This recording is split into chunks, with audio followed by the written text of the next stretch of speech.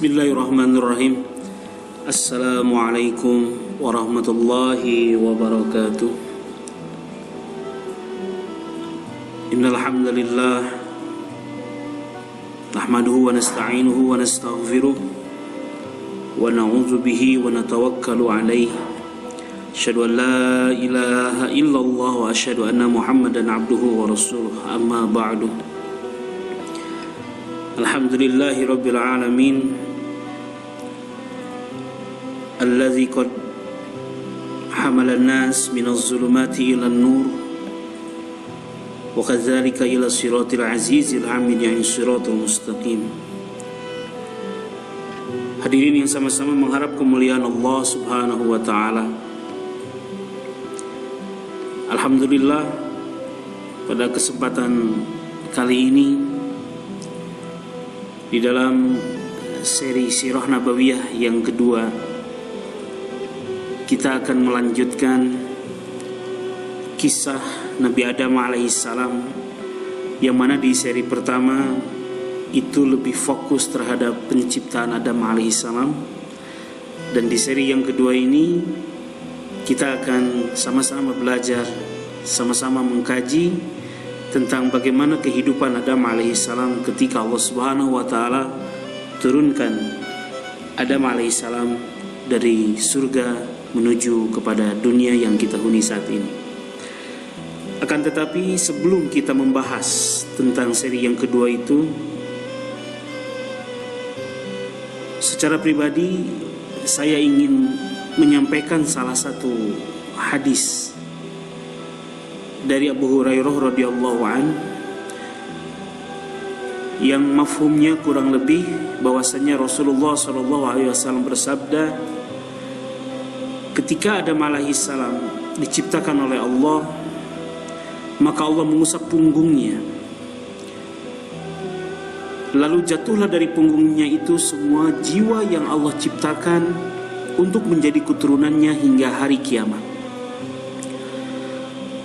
Lalu Allah menampakkan sinar cahaya dari sela-sela kedua mata setiap manusia. Dalam hadis itu dijelaskan bahwasanya Nabi Adam kemudian bertanya kepada Allah, siapa mereka itu wahai Allah? Maka Allah pun menjelaskan bahwa itu adalah anak dan keturunan daripada Nabi Adam alaihissalam kelak sampai hari kiamat. Ketika Nabi Adam melihat cahaya di antara seluruh anak keturunannya, maka perhatian Nabi Adam tertuju kepada seseorang yang mana di antara kedua matanya sinarnya ini lebih terang dibandingkan sinar-sinar yang lain yang ada pada keturunan Nabi Adam alaihissalam. Nabi Adam merasa takjub. Lalu Nabi Adam pun bertanya kepada Allah Subhanahu wa taala tentang sosok tersebut. Maka Allah Subhanahu wa taala pun menjelaskan bahwa sosok yang memiliki cahaya yang paling terang tersebut itu adalah sosok Nabi Daud alaihissalam. Lalu kemudian Nabi Adam bertanya kepada Allah Subhanahu wa taala, wahai Allah, keturunanku Daud alaihissalam, berapakah usianya? Maka Allah Subhanahu wa taala menjawab bahwasannya usianya hanyalah 40 tahun. Mendengar hal itu, maka Nabi Adam pun memohon kepada Allah agar Allah mengurangi 60 tahun dari usia Adam alaihissalam. Berdasarkan buku Al-Bidayah wa Nihayah, Nabi Adam meminta agar usia Nabi Adam dikurangi 60 tahun, dan yang 60 tahun ini diberikan kepada Nabi Daud alaihissalam. Maka Allah Subhanahu wa taala pun mengabulkan permohonan Nabi Adam. Mungkin di lain sisi Kisah ini seolah-olah tidak masuk akal. Bagaimana umur seseorang bisa dikurang dan ditambah dan diberikan kepada makhluk atau manusia yang lainnya. Namun ini merupakan hadis yang sahih dari jalur Abu Hurairah radhiyallahu anhu. Kedepannya mungkin kita akan sering mendengar kisah-kisah dari hadis-hadis seperti ini. Memang ketika kita bicara tentang kisah para nabi, ketika kita bicara tentang sirah nabawiyah, maka bukan saja perkara ini adalah sesuatu yang memang bisa diterima oleh akal, akan tetapi hal-hal yang memang bisa jadi ketika akal tidak mampu menerima pun, ketika ini memang jalurnya daripada hadis yang sahih ataupun hadis qudsi, maka keyakinanlah yang menjadi modal untuk menerima kebenaran dari kisah ini. Baik, ikhwanul muslimin rahimakumullah, Allah Subhanahu wa taala mengabulkan akhirnya permintaan Adam alaihissalam, yang mana usianya 60 tahun diberikan kepada Daud alaihissalam. Dan di Lauhul Mahfuz konon usia Adam itu adalah 1000 tahun. Lalu semenjak peristiwa itu 60 tahun diambil dan diberikan kepada Daud alaihissalam, maka usia Nabi Adam adalah 940 tahun. Ini adalah menjadi kisah pembuka, dan nanti kita akan bahas kembali hadis ini berkenaan dengan turunnya Adam alaihissalam ke bumi.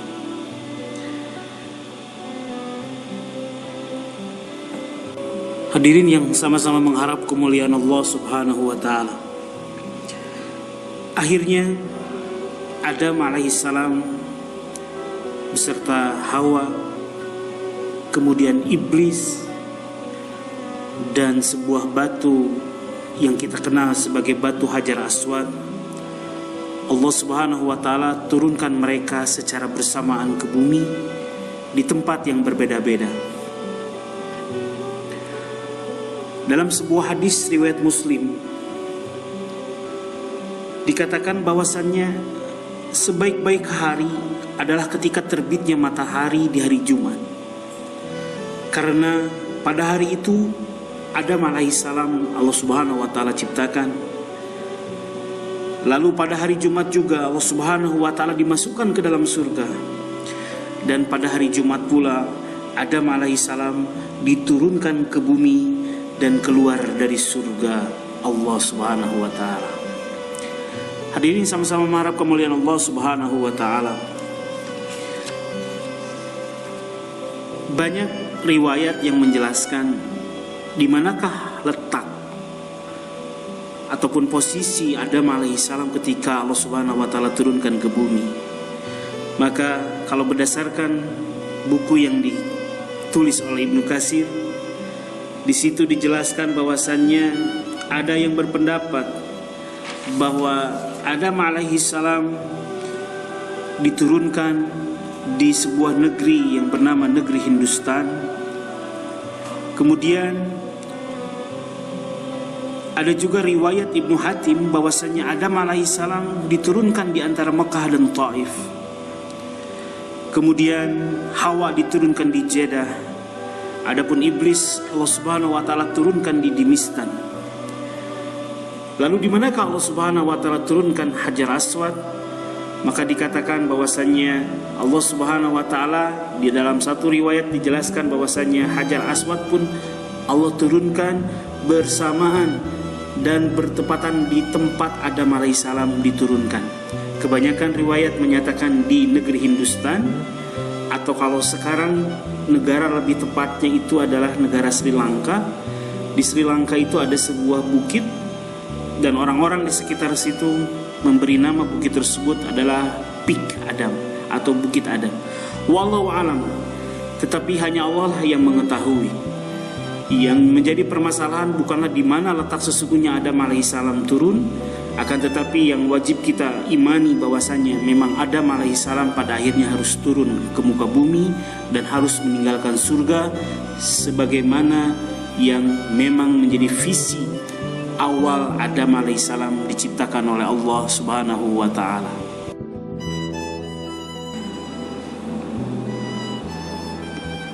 Hadirin yang sama-sama mengharap kemuliaan Allah Subhanahu wa taala. Akhirnya dua sosok yang selama ini bersatu di surga pun terpisah dengan jarak yang begitu sangat jauh. Lalu Adam alaihissalam pun dikisahkan bahwasanya begitu bersedih ketika memang harus turun dari surga menuju kepada bumi. Bahkan ada yang mengatakan bahwasanya Adam malu untuk menatap langit dikarenakan sebuah kesalahan yang pernah dilakukannya ketika tinggal di dalam surga. Lalu sebuah hadis mengatakan bahwasannya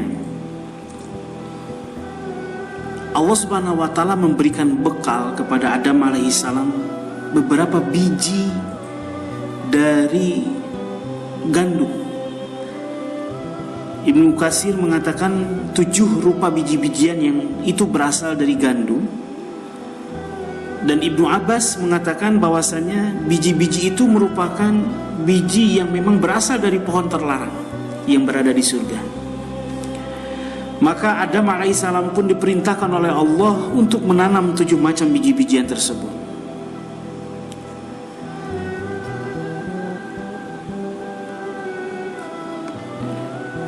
Bertahun-tahun Adam alaihissalam menjalani kehidupan di bumi secara sendiri. Bertahun-tahun Adam alaihissalam senantiasa memanjatkan ampunan dan taubat kepada Allah Subhanahu wa taala. Sampai saat dimana Adam alaihissalam ingat ketika dia berada di dalam surga, ketika ruh masuk ke dalam bagian matanya, maka Adam alaihissalam melihat di tiang-tiang arsy Allah. Adam alaihissalam melihat kalimat yang berbunyi asyhadu an la ilaha illallah wa asyhadu anna muhammadar rasulullah. Adam alaihissalam begitu sangat memperhatikan kalimat ini dan berkeyakinan di dalam dirinya bahwasannya sudah tentu seseorang yang bernama Muhammad ini memiliki posisi yang mulia di hadapan Allah Subhanahu wa taala, sampai-sampai namanya bersandingan dengan nama Allah Subhanahu wa taala di tiang arsy Allah Subhanahu wa taala. Maka akhirnya sebuah riwayat mengatakan Adam alaihissalam pun memanjatkan taubat permohonan maaf kepada Allah Subhanahu wa taala dengan mengawali mengucapkan tentang keutamaan Rasulullah sallallahu alaihi wasallam. Maka kesalahan Adam alaihissalam dimaafkan oleh Allah Subhanahu wa taala. Akhirnya setelah taubat Adam alaihissalam diterima,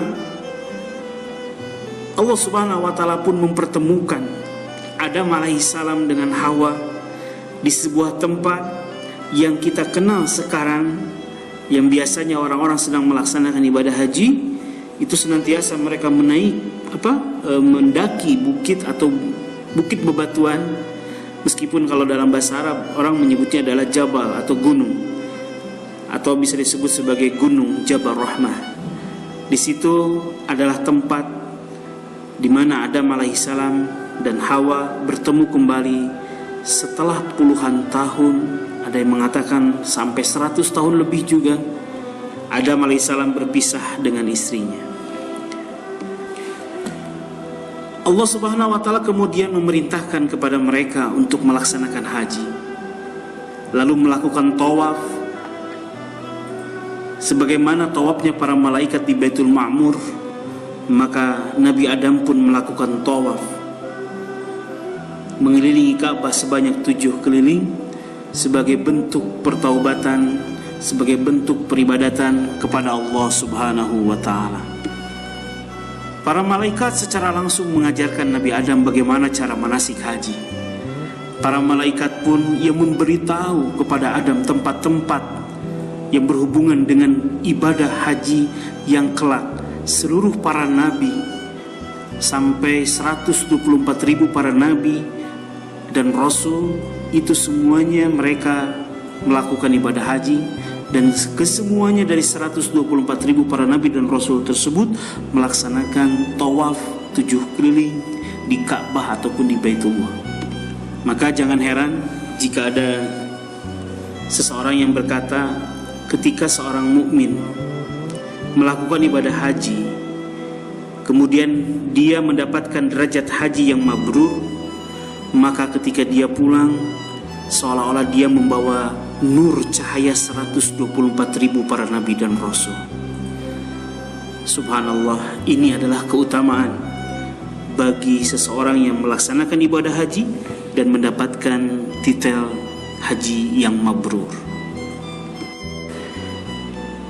Akhirnya Nabi Adam dan Hawa pun mereka hidup bersatu layaknya sebuah keluarga, dan akhirnya Allah Subhanahu wa taala pun memberikan keturunan kepada Adam alaihissalam. Diceritakan bahwasannya Hawa ini melahirkan, setiap kali melahirkan maka yang lahir itu adalah bayi yang kembar.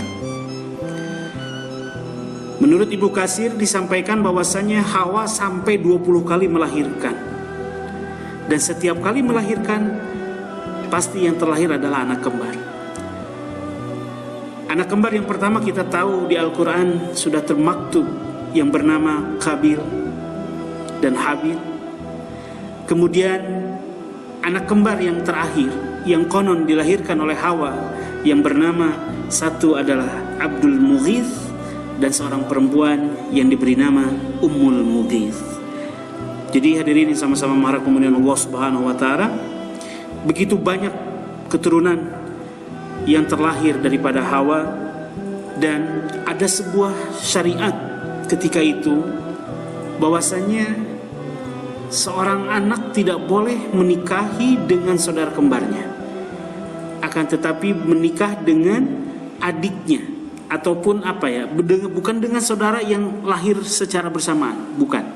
Makanya kita tahu ada sebuah kisah bagaimana Qabil dan Habil ini diperintahkan oleh Allah, yang mana sebetulnya perintah itu didatangkan kepada Adam agar Habil dinikahkan dengan saudara kembarnya Qabil dan Qabil dinikahkan dengan saudara kembarnya Habil. Akan tetapi Qabil tidak mau. Qabil tidak menerima perintah ini karena mungkin secara kasat mata yang lebih disukai dan dicintai oleh Qabil adalah saudara kembarnya. Akan tetapi hukum syariat ketika itu melarangnya. Maka hadirin sama-sama mengharap kemuliaan Allah Subhanahu wa taala. Qabil dan Habil adalah anak laki-laki Adam alaihissalam yang memiliki profesi dan kesibukan yang berbeda-beda. Dikatakan bahwasannya Qabil dia tumbuh menjadi seseorang yang memang ahli dan sibuk di dalam bidang pertanian, sementara Habil lahir dan tumbuh dan memiliki profesi dan sibuk di dalam bidang peternakan ataupun mengembala. Maka Adam memerintahkan kepada kedua anaknya, silahkan kalian berkorban dengan apa-apa yang memang kalian cintai, dan itu untuk dikorbankan kepada Allah. Dan barang siapa yang kurbannya diterima, sesungguhnya dia termasuk orang-orang yang diridhoi oleh Allah Subhanahu wa taala. Akhirnya Habil pun memilih hewan kurban terbaik, hewan kurban yang tergemuk, hewan kurban yang tersehat karena memang dia adalah seorang penggembala.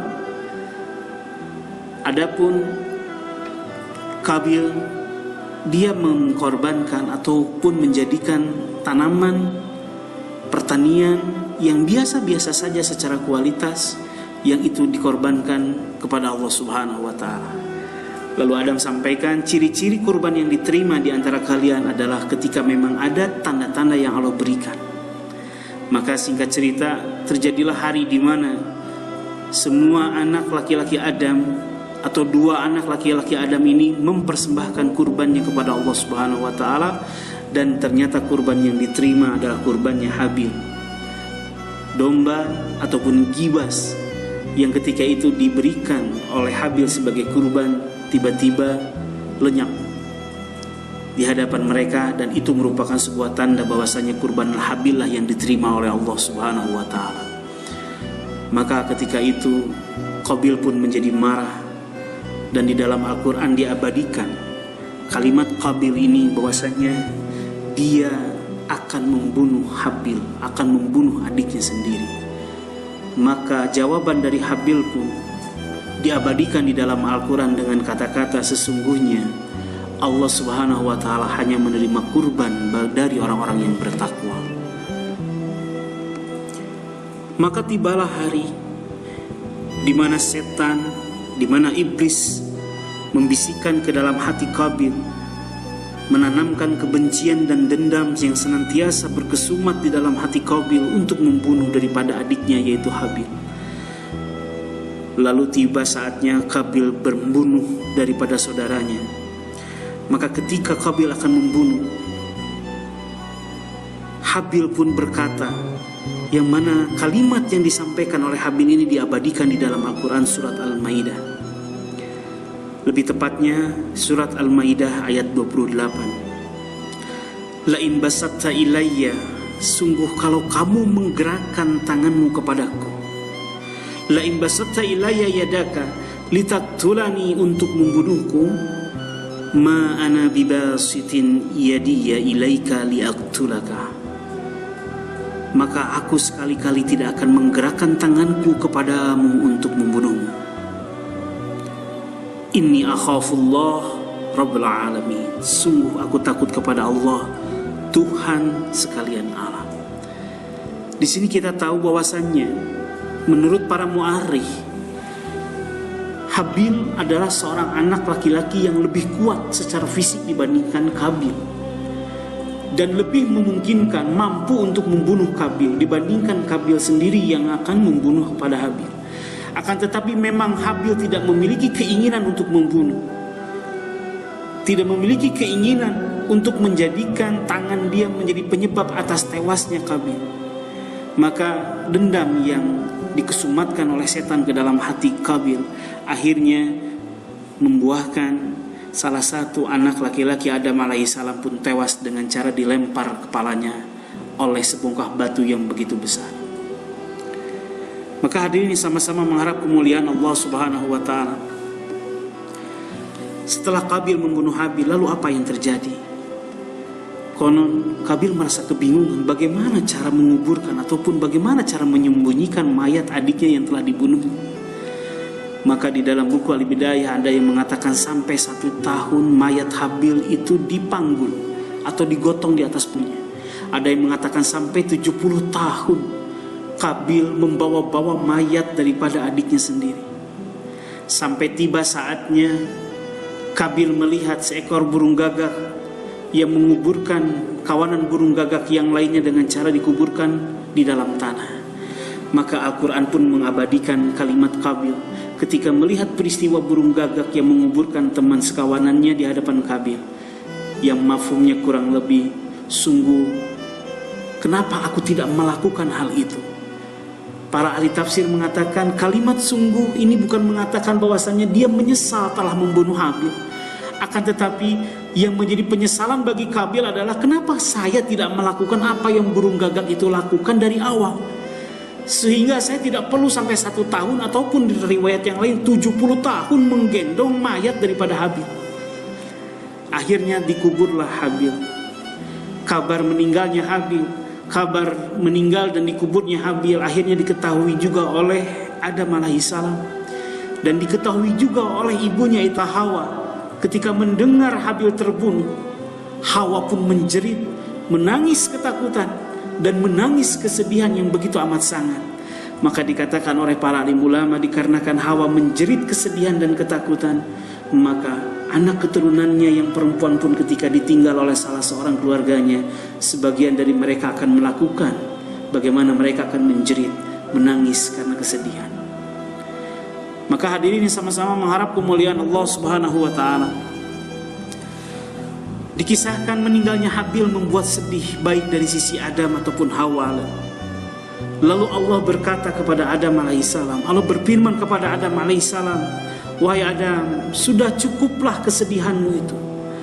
Jangan terlalu larut kalian dalam kesedihan, karena sesungguhnya sebentar lagi aku akan berikan kepada kalian seorang keturunan, yang mana dari orang tersebut atau dari keturunanmu ini inilah yang akan menjadi cikal bakal seorang nabi menjadi penerus daripada risalah. Maka Adam alaihissalam berkata, apakah ciri-cirinya wahai Allah ketika istriku kelak akan melahirkan sosok keturunanku yang akan menjadi generasi penerusku? Maka Allah subhanahu wa ta'ala pun menyampaikan ciri-cirinya adalah dia akan terlahir sendiri. Dia akan lahir tetapi tidak beserta dengan kembarannya. Maka dikatakan oleh ulama, siapakah sosok bayi yang kelak dilahirkan dan dia lahir secara sendiri tidak membawa sosok kembaran? Maka para ulama mengatakan dialah sosok Nabi Syith alaihissalam. Maka kenapa diberi nama Syith? Karena Syith itu secara arti adalah pemberian Allah. Pemberian Allah diberikan kepada Adam dan Hawa sebagai pengganti kesedihan meninggalnya Habil karena terbunuh oleh Kabil. Dan para hadirin sekalian, sama-sama mengharap kemuliaan Allah Subhanahu wa taala. Kita tahu bahwasannya dosa pertama yang dilakukan oleh manusia di atas muka bumi adalah membunuh. Adik kakak berseteru yang mana salah satu orangnya terbunuh, dan ini merupakan dosa pertama, pertumpahan darah pertama yang terjadi di atas muka bumi sepanjang sejarah manusia, yaitu dosa yang dilakukan oleh Kabil, anak dari salah satu keturunan Adam alaihissalam.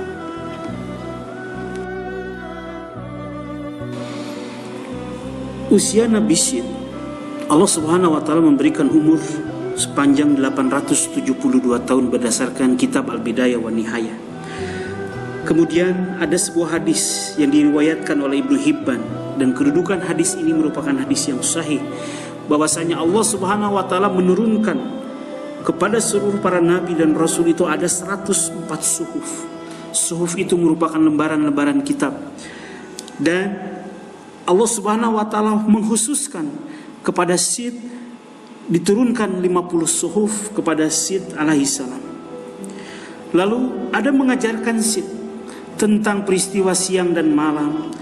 Adam juga mengajarkan kepada Syith ini bagaimana ibadah kepada Allah, dan Adam juga mengabarkan kepada Syith tentang peristiwa ke depan yang akan terjadi di muka bumi, yaitu peristiwa Topan. Peristiwa tentang banjir yang begitu sangat besar, yang mana peristiwa banjir ini akan terjadi di bumi yang Allah subhanahu wa ta'ala ciptakan dan yang kita tempati saat ini. Itu semua kabar-kabar tersebut Adam alaihissalam beritahukan kepada Syith alaihissalam. Maka hadirin yang muliakan Allah subhanahu wa ta'ala, betapapun banyaknya anak keturunan Adam alaihissalam, akan tetapi semua nasab, semua garis keturunan dari anak-anak Adam alaihissalam itu semuanya terputus, semuanya musnah, kecuali anak keturunan yang nanti akan lahir dari sisi Nabi Syith alaihissalam. Nanti Nabi Syith akan punya anak yang bernama Anusi, kemudian ada Kinan, kemudian ada Mahlail, kemudian ada yang seseorang yang bernama Yarid, Khanu, sampai nanti akan lahir dari keturunan Syith alaihissalam sosok seorang nabi, yaitu Nabi Nuh alaihissalam. Tetapi pembahasan tentang Nabi Nuh nanti pada seri yang lain. Hadirin yang sama-sama mengharap kemuliaan Allah subhanahu wa ta'ala, tiba saatnya ajal akan datang kepada Adam alaihissalam. Dan Nabi Adam merupakan nabi yang menghitung umurnya sendiri.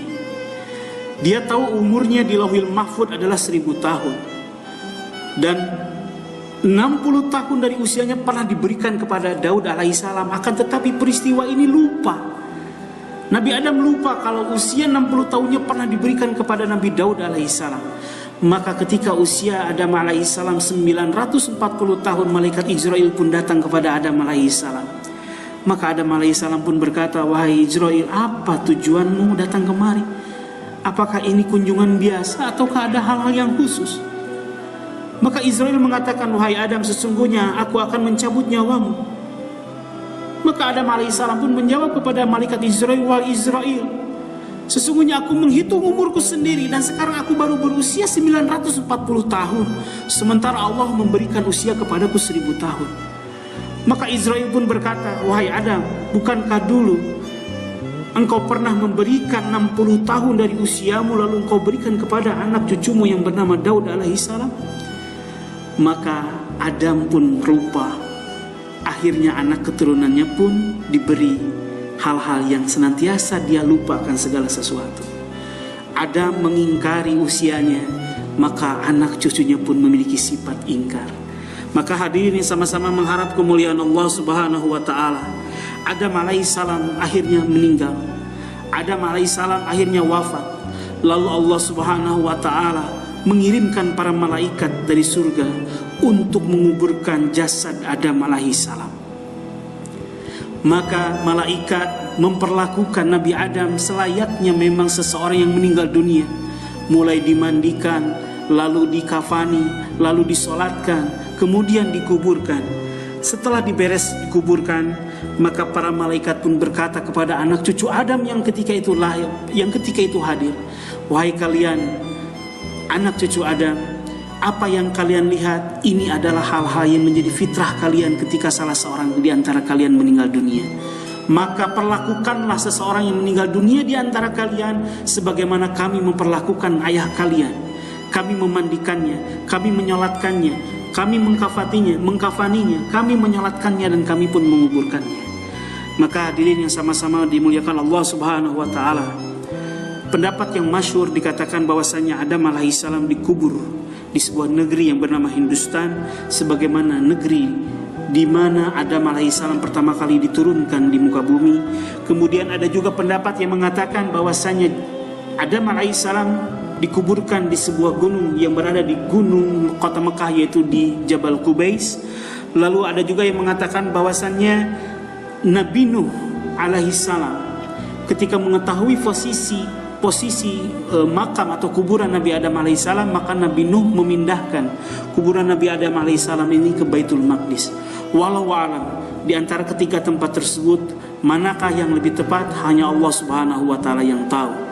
Apapun nama tempatnya, dimanapun saat ini tergeletak jasad Adam alaihissalam, yang paling penting bahwasannya siapapun yang merasakan kehidupan, dia pun akan merasakan yang namanya kematian, meskipun dia adalah sebagai seorang nabi.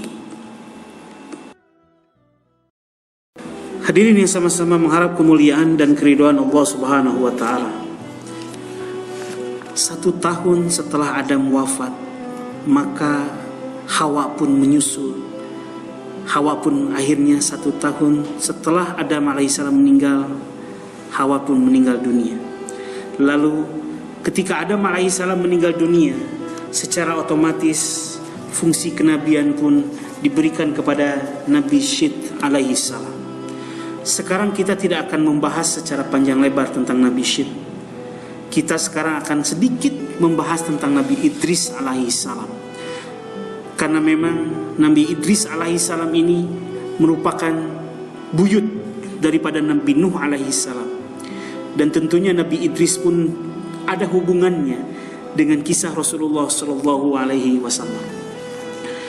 Hadirin sama-sama mengharap kemuliaan Allah Subhanahu wa taala. Nasab Nabi Idris alaihissalam ini bergaris lurus dengan Rasulullah sallallahu alaihi wasallam. Dikisahkan bahwasannya Nabi Idris alaihissalam merupakan orang pertama yang mengenal ataupun orang yang pertama kali melakukan bagaimana cara menulis. Orang yang mengenal menulis pertama kali berdasarkan buku Al-Bidayah wa Nihayah adalah Nabi Idris alaihissalam. Apa yang digunakan oleh Idris alaihissalam di dalam proses menulisnya? Apakah sudah ada pena ataukah seperti apa? Maka Ibnu Katsir menjelaskan bahwasanya Nabi Idris alaihissalam menggunakan kerikil sebagai alat untuk menulis sesuatu. Kemudian dikatakan bahwasannya Nabi Idris alaihissalam ini memiliki amalan yang begitu istimewa. Allah Subhanahu wa taala begitu cinta terhadap amalan ibadah yang dilakukan oleh Idris alaihissalam. Sampai-sampai Allah sampaikan bahwasanya, wahai Idris, sesungguhnya setiap ibadah yang kau lakukan aku lipat gandakan pahalanya. Setiap ibadah yang kau lakukan aku akan lipat gandakan pahalanya. Maka senantiasa setiap hari Nabi Idris alaihissalam senantiasa meningkatkan amal ibadahnya dengan harapan Allah Subhanahu wa taala pun akan melipat gandakan pahala daripada amal ibadahnya. Tidak banyak literasi ataupun catatan sejarah yang berbicara tentang Nabi Idris alaihissalam. Namun yang jelas, kalau kita bicara dari zaman Nabi Adam sampai generasi Nabi Idris alaihissalam, maka di atas muka bumi tidak ada kemaksiatan yang berhubungan dengan berhala. Intinya, semenjak zaman Nabi Adam sampai Nabi Idris alaihissalam tidak ada dosa kemusyrikan yang dilakukan oleh manusia. Kalau toh memang ada kesalahan, itu adalah membunuh. Tetapi peribadatan berhala, penyembahan berhala kepada selain Allah, kemusyrikan, itu tidak pernah terjadi sampai zaman Nabi Idris alaihissalam. Hadirin yang sama-sama mengharap kemuliaan Allah Subhanahu wa taala. Tiba saatnya azal menjemput Nabi Idris alaihissalam. Malaikat Israel yang senantiasa bertugas mencabut nyawa mendapatkan perintah dari Allah Subhanahu wa taala, wahai jin Israel, cabutlah nyawa Idris di langit yang keempat. Maka karena sifat malaikat adalah taat terhadap perintahnya, meskipun di dalam pikiran malaikat Israel sempat terbersit, kenapa Allah memerintahkan aku mencabut nyawa Nabi Idris alaihissalam di langit yang kelima, sementara sesungguhnya Nabi Idris itu tinggalnya di bumi. Maka hadirin Allah Subhanahu wa taala, rahasia hikmah di balik perintah Allah akhirnya terjawab. Bahwasannya Nabi Idris alaihissalam di saat yang bersamaan bertemu dengan seorang malaikat, yang mana seorang malaikat ini berkata bahwasannya Nabi Idris mendapatkan kabar ataupun berita dari malaikat yang berkunjung kepadanya tentang ajal yang sebentar lagi memang akan datang kepada Nabi Idris. Maka Nabi Idris pun berkata kepada malaikat tersebut bahwasannya sesungguhnya Allah telah mewahyukan perkara A, perkara ini kepadaku. Maka bisakah kau berbicara kepada malaikat maut agar sudilah ia menangguhkan ajalku supaya amalku makin bertambah. Maka malaikat itu akhirnya membawa Nabi Idris di antara kedua sayapnya lalu naik ke langit. Ketika sampai di langit yang keempat, maka mereka pun bertemu dengan malaikat maut yang sedang turun bersuat dengannya. Maka malaikat yang membawanya mengemukakan apa yang dimaksudkan oleh Idris. Malaikat maut bertanya, sekarang Nabi Idris ada di mana? Maka malaikat itu menjawab, dia sekarang ada di pundakku. Akhirnya ruh Nabi Idris pun dicabut di langit yang keempat. Jadi hadirin sama-sama mengharap kemuliaan Allah Subhanahu wa taala, itu adalah akhir daripada kisah Nabi Idris alaihissalam. Dari Nabi Idris alaihissalam ini kelak akan muncul seorang nabi, yang mana nabi tersebut akan diutus ke sebuah kaum yang bernama kaum Bani Rasid. Siapakah nabi tersebut? Insya Allah kita akan mendengarkan pada seri selanjutnya. Demikian yang bisa saya sampaikan pada seri kali ini. Kalaulah ada kebenaran mutlak itu datang dari Allah, kalaulah banyak kesalahan itu mutlak datang karena kebodohan saya. Astaghfirukum istighfafan. Assalamualaikum warahmatullahi wabarakatuh.